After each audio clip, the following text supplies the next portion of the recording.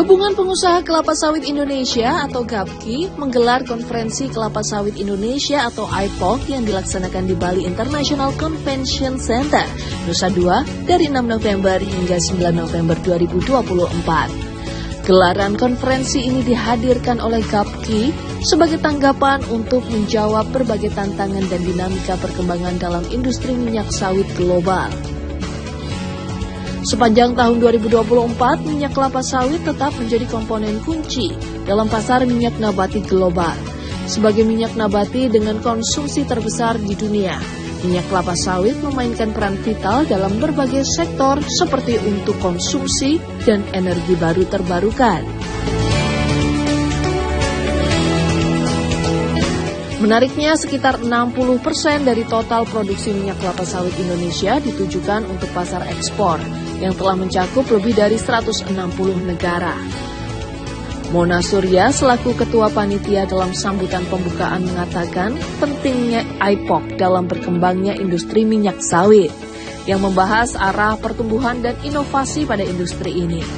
Hal ini berhubungan dengan gejolak politik perekonomian global dan sentimen yang muncul akibat peraturan di Eropa terkait dengan kelapa sawit.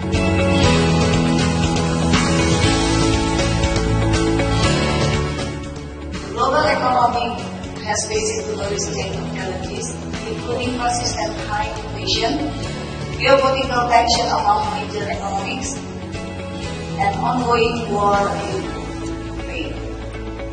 These factors have contributed to significant economic uncertainty.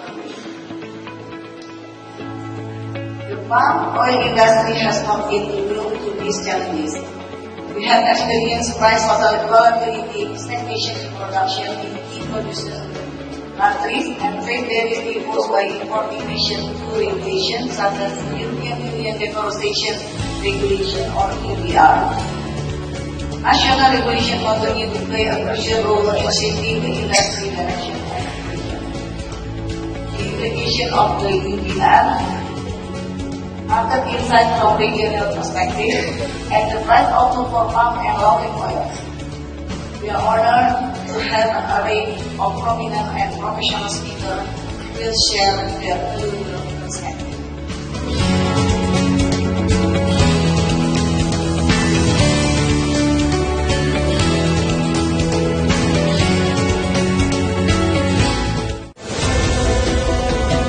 Berbagai peristiwa disajikan dalam sebuah berita. Berbagai informasi disajikan sesuai fakta.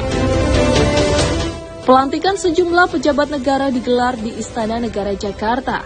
Sebanyak 28 pejabat dilantik, mulai Ketua Mahkamah Agung. Dikemas dalam program Update Petang setiap hari pukul 18 waktu Indonesia Barat di Jawa Post TV. Deretan video lucu dan unik dari netizen yang viral di media sosial bakal bikin harimu lebih asik dan menarik. Lagi asik-asiknya main dorong-dorongan sama Besti yang naikin kursi roda, nggak taunya beneran kena batunya nggak tuh? BJPK, viral jempol, viral kocak. Hanya di Jawa Post TV. Ya.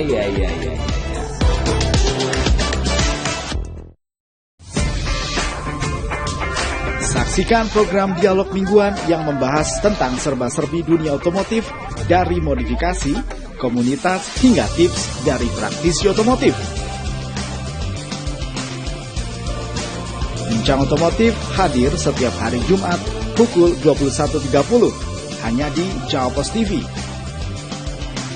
Bincang Otomotif, fueling your automotive passion.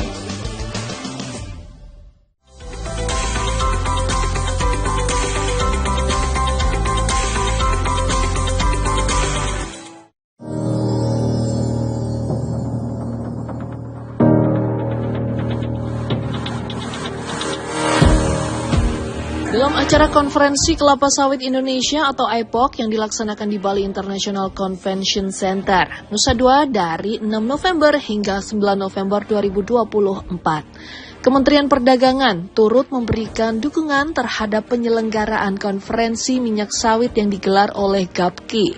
serta berkomitmen untuk bersama-sama dengan para pelaku kepentingan untuk memajukan industri kelapa sawit, seperti menstabilkan produksi, memperluas negara tujuan ekspor minyak sawit, dan peningkatan UMKM Desa Eksplor. Hal ini diungkapkan oleh Menteri Perdagangan Budi Santoso saat memberikan sambutan pembuka melalui video. Secara komandan berkomitmen mendukung dan terus bersinergi dengan para pemangku kepentingan di industri sawit, baik melalui kebijakan yang kami berikan maupun melalui kemudahan akses pasar dalam perjanjian perdagangan yang telah diselesaikan. Untuk itu, saya berharap konferensi ini dapat menghasilkan masukan yang konstruktif bagi saya untuk mendukung 3 fokus tanam menunjang saat ini, yaitu pengamanan pasar dalam negeri, perluasan pasar ekspor, serta peningkatan UMKM Desa Ekspor. Selain Menteri Perdagangan, Menteri Perekonomian Erlangga Hartarto juga turut memberikan sambutan. Meskipun tidak hadir secara langsung, Erlangga memberikan sambutan pembuka melalui video yang membahas mengenai kebutuhan pangan dan energi yang terbarukan, berkelanjutan, serta ramah lingkungan. Salah satu kebijakan pemerintah yakni terkait dengan peningkatan program biodiesel yang menjadi B50. Menurutnya, ini menjadi salah satu fokus pemerintah untuk dapat memenuhi kebutuhan energi tanpa harus memberikan dampak terganggunya kebutuhan makanan dan ekspor. Untuk mengakomodir hal tersebut, perlu memacu pelaksanaan program penanaman kembali lahan sawit petani atau PSR, yang mana telah dilakukan sejak 2017 dan telah melayani sekitar 360.000 hektar lahan. Indonesia biodiesel policy is primarily aimed at reducing dependence on imported fossil fuel, fostering a more sustainable energy mix, and support palm oil industry.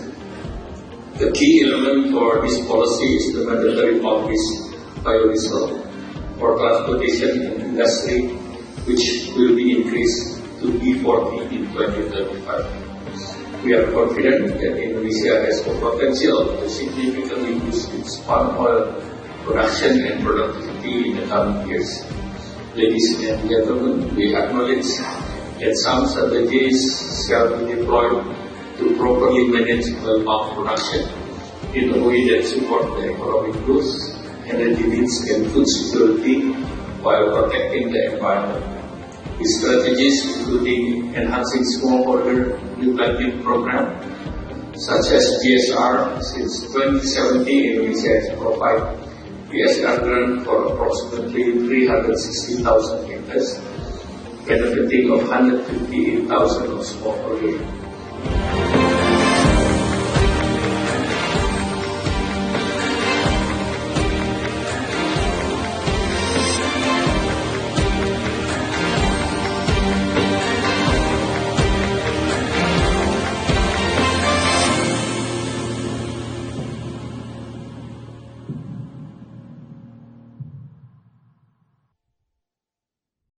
Jangan lupa saksikan acara Update Zodiak. Kita akan membuka misteri-misteri yang terjadi pada diri kita, dari sifat, percintaan, jodoh, dan lain-lain.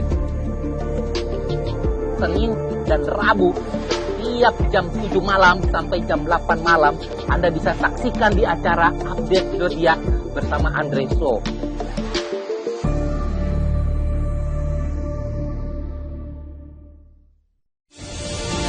Hadirkan berita seputar kebijakan, pemerintahan, aktivitas bercorak keindonesiaan. Dikemas secara ringan.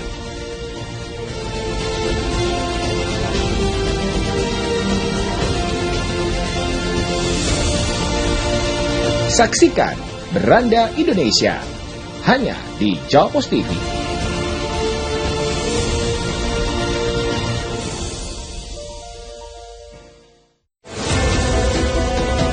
Berbagai peristiwa disajikan dalam sebuah berita. Berbagai informasi disajikan sesuai fakta. Pelantikan sejumlah pejabat negara digelar di Istana Negara Jakarta. Sebanyak 28 pejabat dilantik, mulai Ketua Mahkamah Agung, Dikemas dalam program Update Petang setiap hari pukul 18 waktu Indonesia Barat di Jawa Pos TV.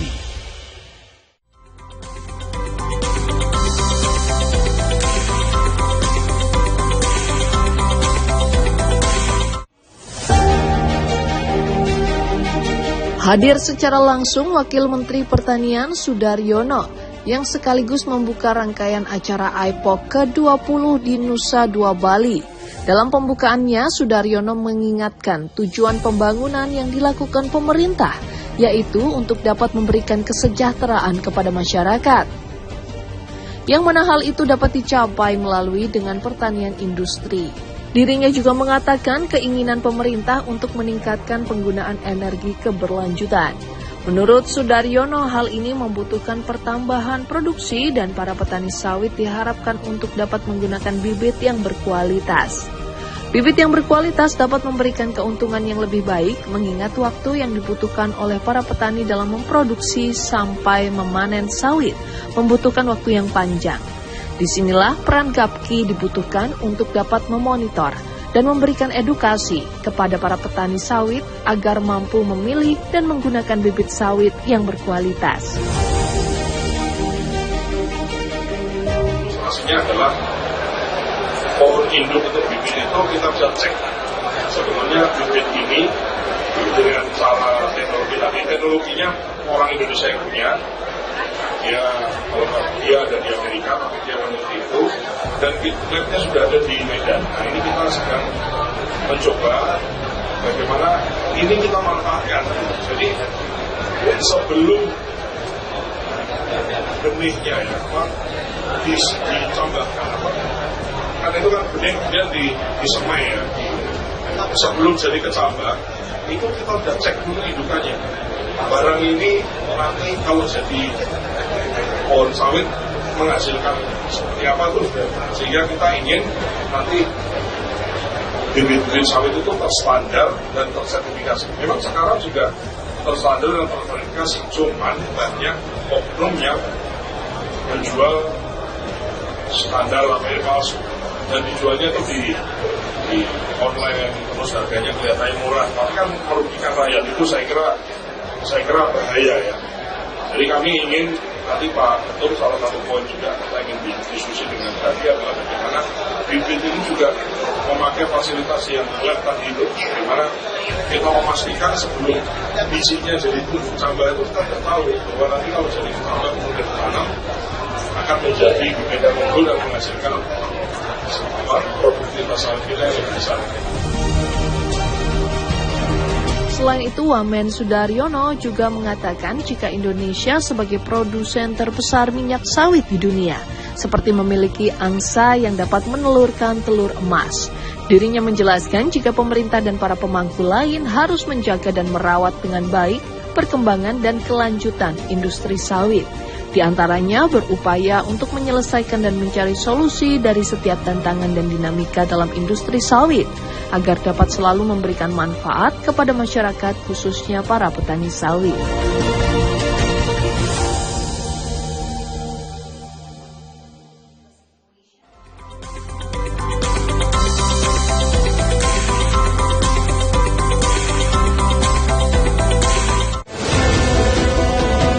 Berbagai peristiwa disajikan dalam sebuah berita. Berbagai informasi disajikan sesuai fakta. Pelantikan sejumlah pejabat negara digelar di Istana Negara Jakarta. Sebanyak 28 pejabat dilantik, mulai Ketua Mahkamah Agung.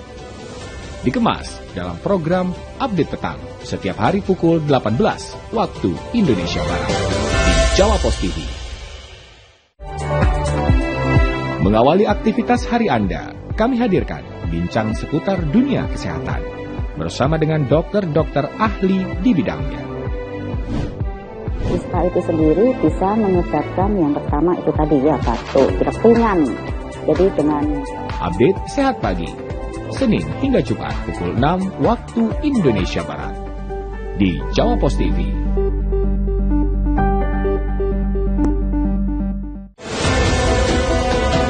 Berbagai peristiwa disajikan dalam sebuah berita. Berbagai informasi disajikan sesuai fakta. Pelantikan sejumlah pejabat negara digelar di Istana Negara Jakarta. Sebanyak 28 pejabat dilantik, mulai Ketua Mahkamah Agung. Dikemas dalam program Update Petang setiap hari pukul 18 waktu Indonesia Barat di Jawa Pos TV.